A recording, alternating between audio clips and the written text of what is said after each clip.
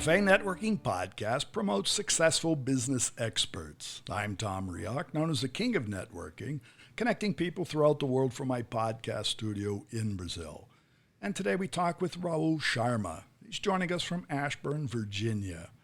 Rahul Sharma is a talented author, organizational development expert, certified public speaker, facilitator, and coach.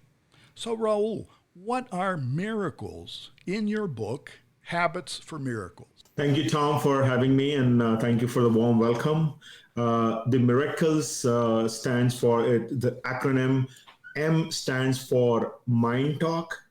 The I stands for ideation. Your R stands for reading. I believe that leaders are readers. The C stands for calmness. L in miracle stands for listening. And here in my book, I have given a little twist from a listening. It's listening to self.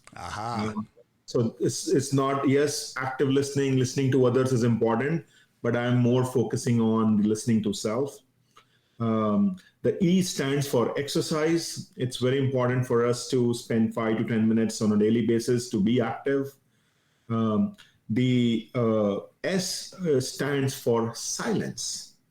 Silence, and I believe that silence is golden, and we need to develop those moments of silence because the world is too noisy. Right. And when we go into that moment of silence, it's where we are able to listen to us in an effective way, analyze things, what we have done. I think I missed A in the word miracle. The A is analyzation. So after R is A is analyzation. And what I'm focusing on analyzation is know yourself. A lot of people in today's world, they want to do great things, but they are not aware of their own strengths. They are not aware of where they need to work, what are their areas of improvement, and then they struggle. So I encourage people to know more about themselves by, going through some personality assessment or an assessment on their own so that they know what they are good at so that they can play towards their strength rather than focusing on the areas which is not their sweet spot. And I agree with everything you just said. You've put it in such a concise way. Thank you. But listening, silence, they seem to be a conflict, but they're not. And the analytical part of figuring out who we are, there is so much static out there. There's so much stimulation happening constantly that sometimes even to hear or to listen and then come to the silent point where you can reflect on that seems to be more difficult every day. And in a corporate world, that's a huge challenge. Absolutely. So here is what my belief is. Whatever looks simple and easy, it is always difficult. Just because it looks simple, it does not mean that it is very easy to do. I drive a Tesla car. It's very simple and easy to drive, but I know what all things that Tesla, employees would have gone through to build this car. So when things look simple, we need to put more effort to understand why it is simple. And then the reason I have made it simple because I don't want people to when they read my book, it should not sound to them like Greek or Latin.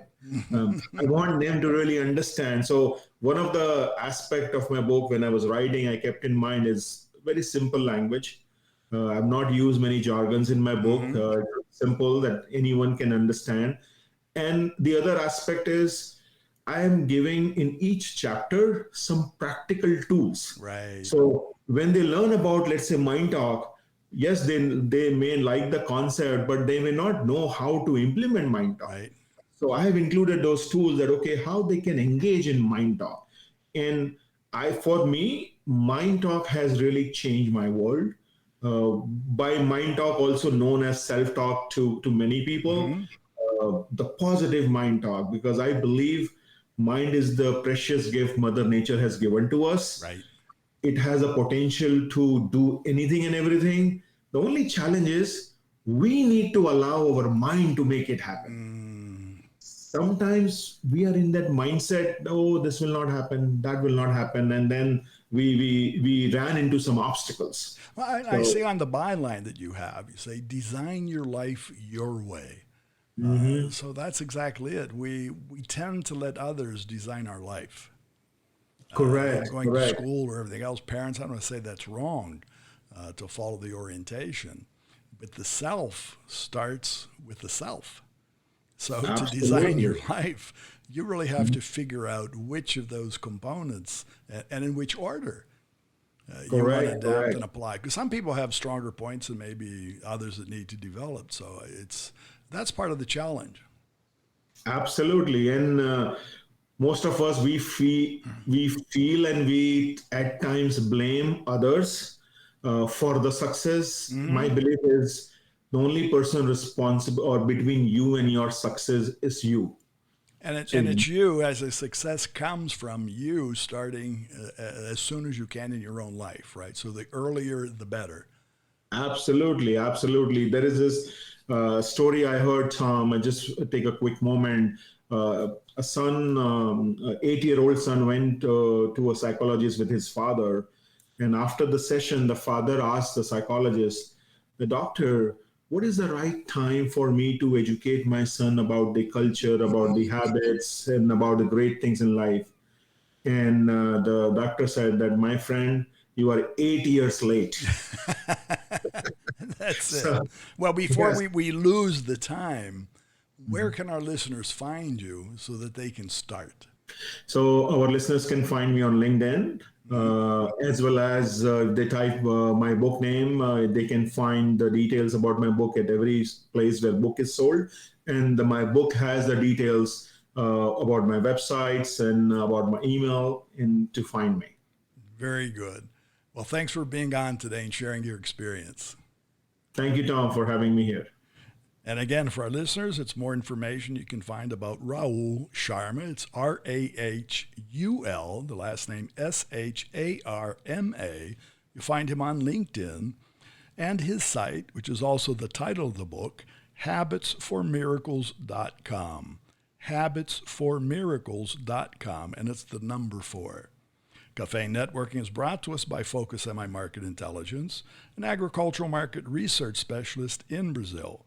More information at their site, focusmi.com. Talk to Tom, talk to the world. Thanks for listening. Until the next time here at Café and Networking Podcast.